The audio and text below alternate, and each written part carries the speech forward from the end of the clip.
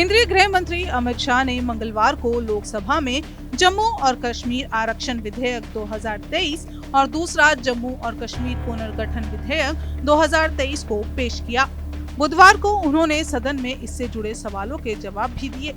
लेकिन अगर आप जानना चाहते हैं कि इन बिल से जम्मू कश्मीर और वहां के रहने वाले और पहले कश्मीर छोड़ गए लोगों को क्या बड़ी सौगात मिलने वाली है, तो आइए सरल भाषा में आपको समझाते हैं। इस बिल के कानून बनने से जम्मू कश्मीर में कितना बदलाव आएगा और बिल के पारित होने के बाद किसको फायदा होगा और किसको नुकसान। संसद के शीतकालीन सत्र के तीसरे दिन गृह मंत्री अमित शाह ने जम्मू कश्मीर पुनर्गठन बिल पर अपने विचार रखे। बुधवार को उन्होंने कहा कि महाराजा हरि सिंह ने जम्मू कश्मीर में शामिल होने का फैसला किया था। इसके बाद कई बदलाव हुए, लेकिन विस्थापितों की किसी ने खैर खबर नहीं ली। वहीं अमित शाह ने कांग्रेस और पूर्व प्रधानमंत्री जवाहरलाल नेहरू पर निशाना साधते हुए कहा कि जम्मू कश्मीर की चिंता करने वाले लोग इंग्लैंड में छुट्टियां बना रहे थे और अगर समय रहते कड़े फैसले लिए जाते तो हो सकता था कि हालात न बिगड़ते।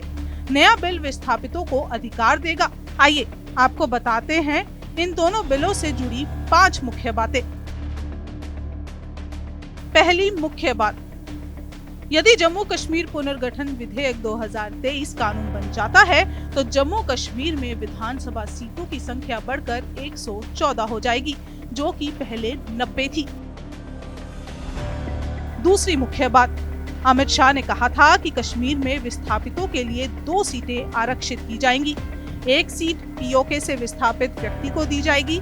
कश्मीर में अप्रवासियों को दी जाने वाली 2 सीटों में से एक सीट अनिवार्य रूप से शामिल होगी। इस प्रकार एक सीट महिला के लिए भी आरक्षित होगी। तीसरी मुख्य बात, उपराज्यपाल आरक्षित सीटों पर कश्मीर के प्रवासियों और विस्थापित नागरिकों को नामांकित करेंगे। खास बात यह है कि सीटें जम्मू कश्मीर की 90 सीटों से अलग होंगी।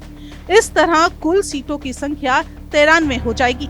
16 सीटें एससी और एसटी वर्ग के लिए आरक्षित की गई हैं और जो स्पेशल सीटें हैं उनमें से 9 सीटें एसटी को दी जाएंगी और 7 सीटें एसएससी के लिए रखी जाएंगी। चौथी मुख्य बात, एक रिपोर्ट के मुताबिक जम्मू के कठुआ, राजौरी, किश्तवाड़, सांबा, डोडा और उधमपुर में एक सीट बढ़ाई गई है। कश्मीर की बात करें तो कुपवाड़ा जिले की एक सीट बढ़ी है। पहले 5 सीटें थी, अब बढ़कर कश्मीर में सीटें 6 कर दी गई हैं। पांचवी मुख्य और महत्वपूर्ण बात, ये संशोधन विधेयक जम्मू कश्मीर में सामाजिक और आर्थिक रूप से पिछड़े लोगों को सरकारी नौकरियों में आरक्षण देगा। इसके साथ ही ऐसे पिछड़े छात्रों को कॉलेज और विश्वविद्यालय में आरक्षण देगा। सरकार पहले ही एलओसी और अंतर्राष्ट्रीय सीमा के पास के गांवों में रहने वाले लोगों को पिछड़ा वर्ग घोषित कर चुकी है। इस संशोधन विधेयक से उन्हें लाभ मिल सकेगा। इस विधेयक के माध्यम से उनके पिछड़ेपन को दूर करने का सरकार ने प्रयास किया है।